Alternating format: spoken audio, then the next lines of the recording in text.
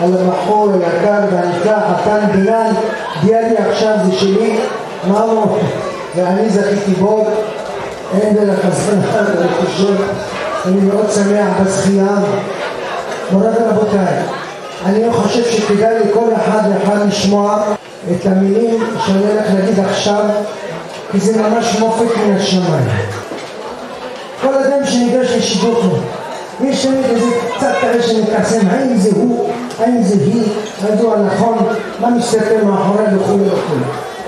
אבל כשיש אות ומופת מן השמיים, כמו שזכה אליעזר עביד אברהם, מוריי ורבותיי, הרבה מהקהל כבר יודעים את האות והמופת שהיה מאחורי הזיווג השידוך הזה. אני התוודעתי צדיק יסוד העולם, גאון הגאונים, עניינית וחכים, אפשר להגיד ככה, נכון, אבל תפס את השם שלי מכאן, הוא חסד על יום.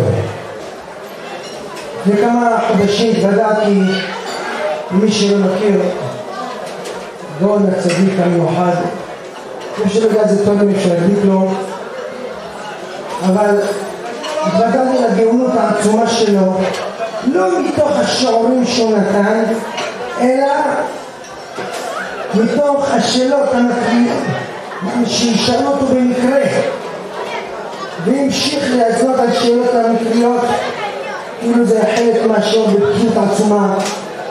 ממש תורה מביאים כתובים בבלי ירושלמי ראשונים אחרונים זוהר מבנה השתבח, הכל שגור בפיו, כאילו הכל מונח לפניו. ואני אגיד לכם את האמת, כל זה לא הייתי מתרגש כל כך אם זה לא היה מלווה בענווה עצומה, בהתנהגות של צניעות ועצומה שלא ראינו. אני לא ראיתי אותו פנים. זה לא חוכמה להיות ענב שאין על מה. אדם שמסתובב מכזו ידיעת התורה כל כך שנים ולא שומעים ממנו אבל בכוח, כמי שכפרושת הביאו אותו ככה לגלות טפח מידיעותיו העצומות בתורה. איך שמעתי היום את הגאון הגדול רבי הרב ועדני שאומר למישהו שרצה להטיל איזו שאלה גדולה, אמר לו טיפש, רק קודם תדע אחד מאלף ממה שהוא יודע ככה תתחיל לדבר. וכל גדולי הדור האמיתיים שאין בהם גאווה באים ואומרים קדוש קדוש.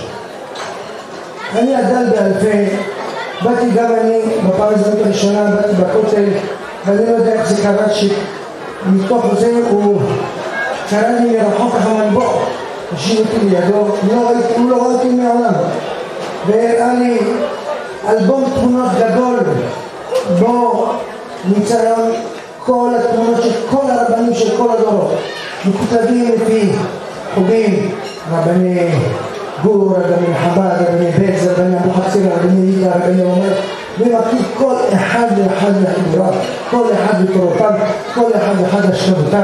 והבנתי מיד שהאיש הקדוש הזה בא להביא שלום לעולם.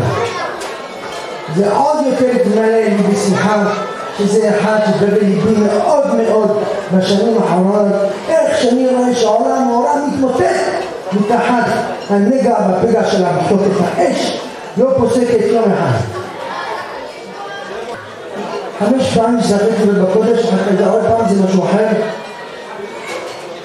אני אומר לכם, כל פעם ביקשתי ברכה שישלים לי ברכתו שנזכה כבר לזיווג של הבת המיוחדת שלנו. ואפילו כשלחצתי הוא לא רצה להגיד 200 או מניפים, זה לא טוב להגיד, וזה לא שבכל אחד הוא זורק הבטחות ככה. יש כאלה רבנים הולכים מבטיחים לכולם, מתוך אלפים שזה אחד מכן, הבטיח לי, זה לא חוכמה. הוא לא הבטיח. ורק בחנוכה, לפני המנגינות, מי שיודע מה הכוונה, אני הייתי אחד לצאת, באתי להתנצל לפניו שאני אחד לצאת, וביקשתי ברכה שוב פעם, והפעם לחצתי קצת, הוא אמר לי גמר. אמרתי, היום זה חנוכה, מבחינת של למעלה מן הטבע, אני רוצה שכבודי יגיד מתי. הוא הסתכל בנרות החנוכה, הסתכל עליי ואמר לי, היום, ככה בפשוט, היום. הוא לא ימר אפילו, היום. אני הייתי כמו עבד הרמות, אני משתייך לדעת, ומחכה למחרת, והנה הטלפון מצלצל.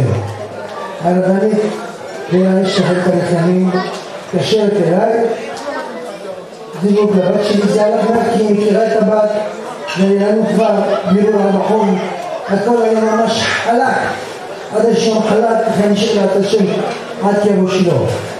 ממש אותו יום הגיע אליי, למחרת הייתה פגישה, תוך שבוע יבוא.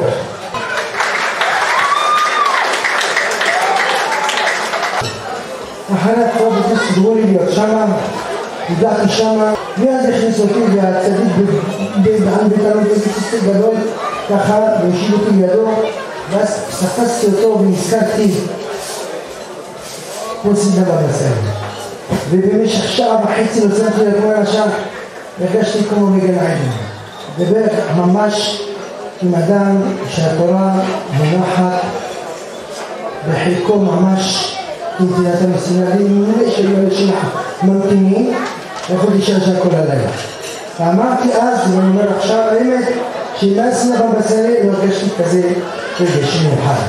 אז כשיש לנו את הרקע הזה, על הזיווג הזה, אין לי ספק שזה זיווג משמיים.